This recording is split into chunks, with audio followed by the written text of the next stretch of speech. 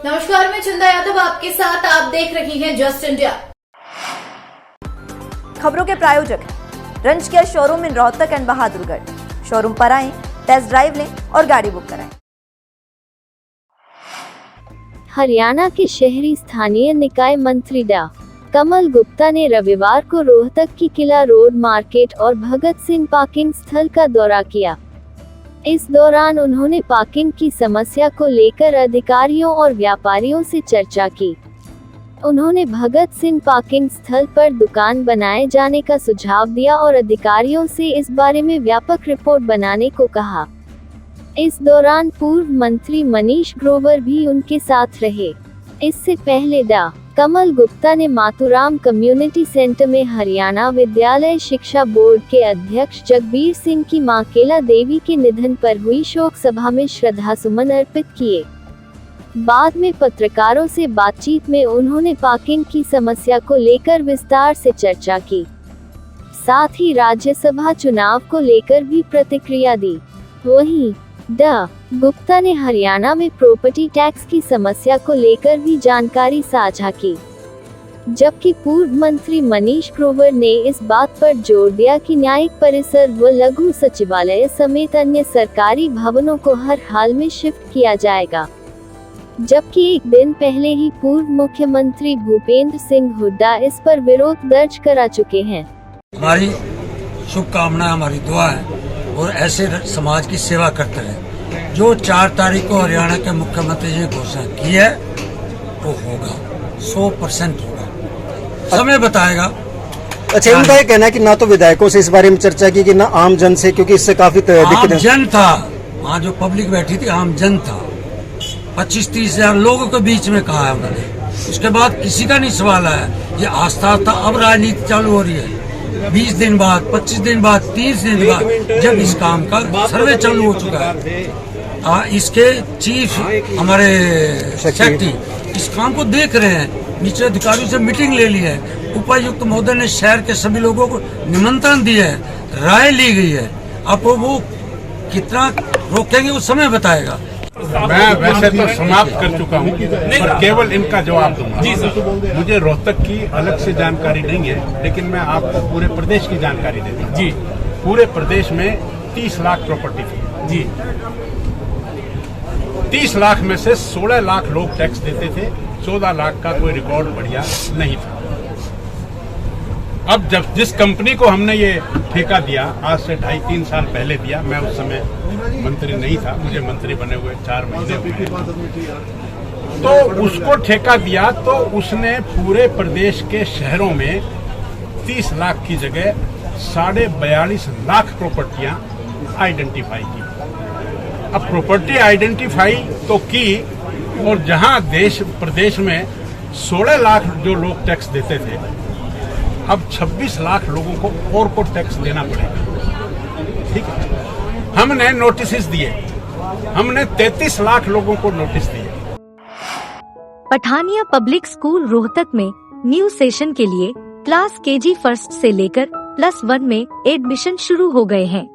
CBSE result में झंडे बुलंद करने वाले पठानिया पब्लिक स्कूल का रिजल्ट वर्ष 2021 से 22 में ऑल इंडिया में दूसरे नंबर पर रहा है। लगातार 37 वर्षों से शिक्षा के क्षेत्र में अलग जगाने वाले पठानिया पब्लिक स्कूल में अपने बच्चों का एडमिशन कराकर उनका भविष्य उज्जवल बनाएं।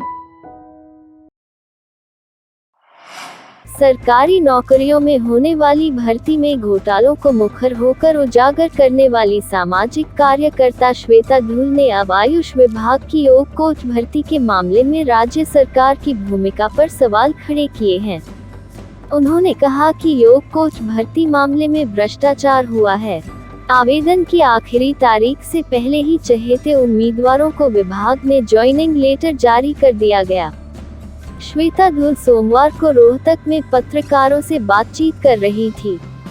उन्होंने बताया कि आयुष विभाग की ओर से योग कोच की अनुबंध आधारित भर्ती निकाली गई थी, जबकि नियमों के मुताबिक योग कोच की भर्ती सिर्फ खेल विभाग कर सकता है। अप्लाई करने की अंतिम तारीख 6 अप्रैल 2022 रखी गई थी। लेकिन विभाग ने 29 मार्च को ही 10 उम्मीदवारों को अपॉइंटमेंट लेटर जारी कर दिए। जब यह खुलासा हुआ तो अपॉइंटमेंट लेटर वापस लिए गए। उन्होंने कहा कि सरकार द्वारा बार बार 1000 पदों पर भर्तियां करने की बात कही गई, लेकिन आज भी युवा इसका इंतजार कर रहे हैं। सामाजिक कार्यकर्ता ने मांग की है कि योग जगत में रोजगार को लेकर पॉलिसी बनाई जाए और योग कोच की भर्ती खेल विभाग के जरिए ही हो। यह प्रेस वार्ता योग विषय में के लिए रखी गई है। योग जगत में कितनी सारी प्रॉब्लम्स हैं, कोई सुनवाई हो नहीं रही है, कसनी कुछ है करनी कुछ है। 2015 से योग को बहुत ज़्यादा बढ़ावा दिया है सरकार ने, अंतर्राष्ट्रीय स्तर तक पहुंचा दिया है। अंतर्राष्ट्रीय योग दिवस अब हम मनाते हैं 21 जून को, लेकिन धरातल पर क्या हो रहा है? तो इस प्रेस वार्ता के माध्यम से मैं आप तक ये बताना चाहती हूँ, साथ ही जो योग में बहुत बड़ा भ्रष्टाचार हुआ है, तो योग की भर्ती में अभी इसको भी आपके सामने लाते हैं। भाषणों में, आश्वासनों में कुछ, धरातल पर कुछ, ये सब चीज़ें योग क्यों पढ़ाया जा रहा है जब इसकी कोई पक्की भर्ती होती नहीं। यूनिवर्सिटीज़ में इतने सारे कोर्सेज खोल रखे हैं, सब कुछ चीज़ें, लेकिन पक्की भर्ती एक भी नहीं है इसमें। तो ऐसा कैसे? ना ही इसमें कोई निर्धारित पॉलिसी बनी है। तो इन सब विषयों को लेकर हम आपके सामने मुखातिब हुए हैं। मेरे साथ NIS कोचेज हैं अपनी यूनिफॉर्म में, शिक्षक हैं जो MA हैं और इन्होंने UGC नेट क्वालिफाइड है और सहायक हैं योग में। अब सरकार की आपने एक चीज़ तो सुनी होगी, बिना पर्ची बिना खर्ची पारदर्शिता से भर्ती। ये जो है इसे मैं एक जुमला कहती हूँ, और ये अभी जो ये आयुष योग कोच के पद इन्होंने निकाले, उन पदों ने इस जुमले की अर्थ ही निकाल दी है। कैसे? आयुष योग कोच अनुबंध पर भर्ती स्टार्ट हुई। आवेदन की अंतिम तिथि थी इसमें 6 अप्रैल 2022, लेकिन ज्वाइनिंग लेटर 29 मार्च 2022 को ही दे दिए गए, 8 दिन पहले। आप सोचें कि एप्लीकेशन फॉर्म जमा करने की तिथि अप्रैल में है, लेकिन मार्च में कैसे ज्वाइनिंग लेटर मिल गए? तो कितना बड़ा घोटाला है, कितना बड़ा घपला है कि पहले ही ज्वाइनिंग लेटर दे देना। जब यह मामला तूल पकड़ने लगा तो यह कहकर ज्वाइनिंग लेटर्स विड्रॉ कर लिए गए कि योग्यता संबंधी कुछ दिक्कतें आ गई। साथ ही कहा गया कि हमने तो केवल एक्सपीरियंस कैंडिडेट्स को ही ये लेटर्स इशू किए थे और बाकियों को एप्लीकेशन फॉर्म भरना था। अब यहाँ पर हम दोनों को गलत प्रूव करते हैं और सबूत समेत प्रूव करते हैं गलत। पहला, ज्वाइनिंग लेटर इशू किए गए 10 लोगों को, लेकिन एक्सपीरियंस हरियाणा में केवल 5 लोगों के पास था। आपके पास ये चीज़ है, ये मैं आपको ज्वाइनिंग लेटर दिखाना चाहती हूँ। ये ज्वाइनिंग लेटर है, आप देख सकते हैं इसे, और इसमें जो लास्ट डेट है वो 29/3/2022 है ज्वाइनिंग लेटर की। Z global international school Rohtak में एडमिशन शुरू हो चुके हैं। एयर कंडीशन बिल्डिंग में संचालित जेड ग्लोबल स्कूल के बच्चों के आवागमन के लिए फुली एयर कंडीशन बसों की सुविधा उपलब्ध है।